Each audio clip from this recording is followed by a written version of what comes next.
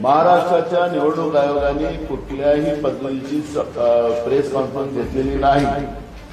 मग आता हा जो मतदानाचा फरक या ठिकाणी जाणवतोय आपल्याला, जवळपास हे एकूण मतदानाचं जे प्रमाण वाढलेलं आहे, जवळपास 76 लाख मताचं याच्यामध्ये वाढ झाली।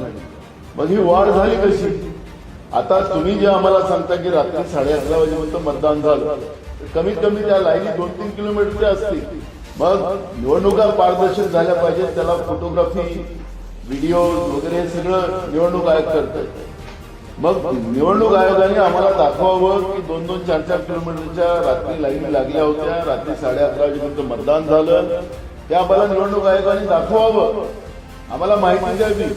लोकशाहीमध्ये लोकांच्या मताचं या पद्धतीचं मत चोरायचं काम हे निवडणूक आयोगाचं नाही। बेसिक निवडणूक आयोगाने जी पारदर्शकता पाळायला पाहिजे होती ती पाळली नाही। हे मी तुम्हाला ज्या आकडेवारी सांगितली त्याप्रमाणे निदर्शनास येते।